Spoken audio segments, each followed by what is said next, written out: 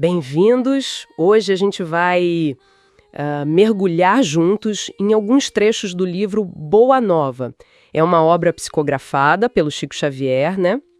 Atribuída ao espírito Humberto de Campos. Exato. A gente tem aqui o índice, a introdução, os primeiros capítulos.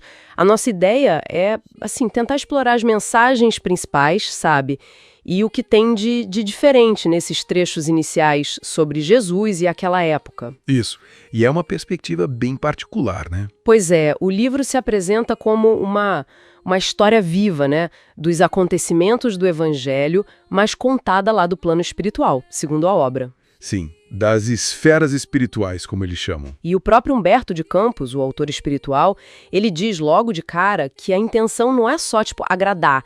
Ele quer escrever com proveito. É um objetivo claro, né? Focado na utilidade da mensagem. Ok, então vamos analisar isso um pouco mais de perto. Vamos lá. Uma coisa que me chamou muito a atenção, logo no primeiro capítulo, o Boa Nova, é o jeito que ele descreve o imperador Augusto. Tem um contraste forte ali. Verdade. De um lado... De um lado, a glória toda do Império Romano, né?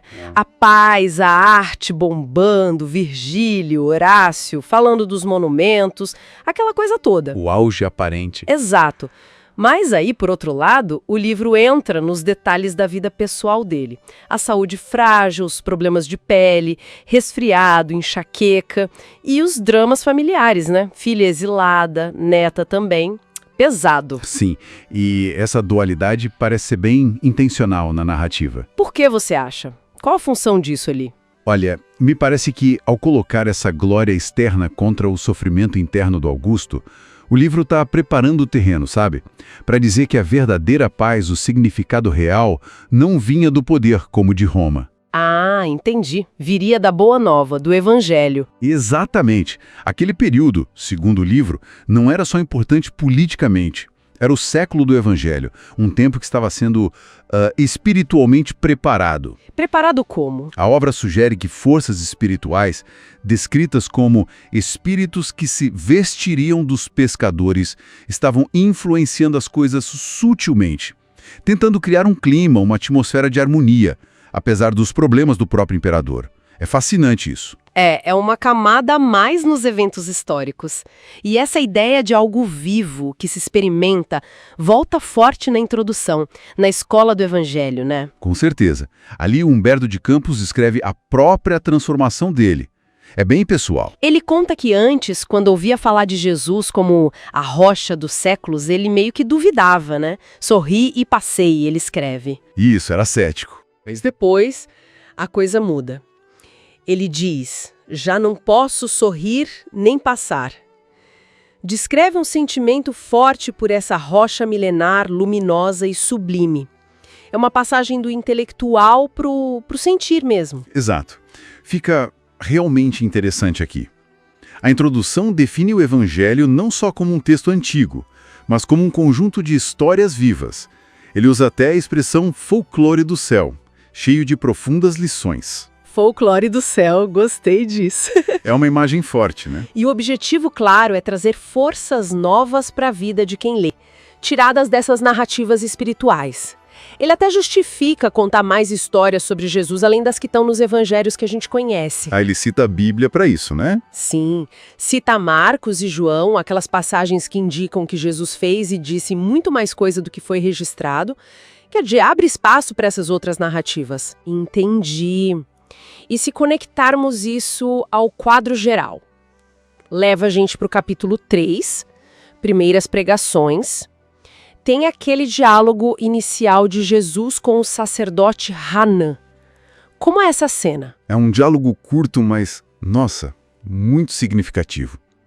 Jesus define ali o reino de Deus. E como ele define? Não como algo político ou externo, mas como a obra divina no coração dos homens. Bem direto ao ponto. E o Hanan, como reage? O Hanan representa a religião mais formal, né? Ele parece meio desconfiado, pergunta quem seguiria Jesus, e Jesus responde com uma metáfora. Qual? Diz que seriam os ignorantes e tolos, mas no sentido dos humildes de coração, né? E aí vem aquela imagem bonita. O sentimento sincero é o mármore mais puro E a boa vontade é o cinzel superior para construir esse reino dentro da gente. Poético e forte. Mas logo depois dessa conversa mais, digamos, teológica com Hanan, Vem o chamado na praia, né? exato, o chamado direto para os pescadores, Simão Pedro, André, e depois para o Levi, o coletor de impostos. Que diferença de abordagem. É um contraste gritante, e acho que é proposital na narrativa. Enquanto a figura religiosa, o sacerdote, fica na dúvida, na intelectualização. O pessoal simples responde na hora. Sim. O Levi, que era um coletor de impostos, uma profissão super mal vista na época, quando Jesus chama, ele só diz: Senhor, estou pronto, sem hesitar. Isso levanta uma questão importante, né? Sobre quem está mais aberto para essa mensagem. Exato.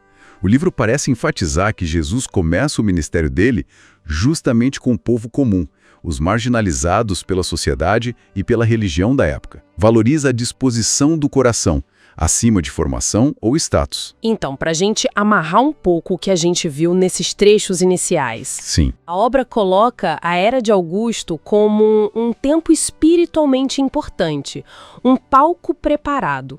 E o Evangelho é apresentado não só como palavras, mas como história viva, que ensina através de exemplos, exemplos focados na resposta de quem é humilde, como no chamado dos discípulos. Perfeito. Essa é a essência desses capítulos iniciais. O foco na transformação interior e na resposta do coração. Então, o que tudo isso significa para a gente que lê hoje? Olha, uma provocação que fica, eu acho, essa ideia que o livro traz, de que a história que a gente conhece pode ter também uma camada de propósito espiritual, de preparação, com influências que a gente não vê normalmente. Tipo, um significado mais profundo nos eventos? Como seria se a gente olhasse para outros tempos da história, ou até para a nossa própria vida, com essa lente, considerando que pode haver um propósito, uma narrativa espiritual acontecendo por baixo dos panos, como Boa Nova sugere. É algo para se pensar, né? Ver a realidade de outra forma. Exatamente. Uma forma diferente de interpretar o que acontece ao nosso redor e dentro de nós.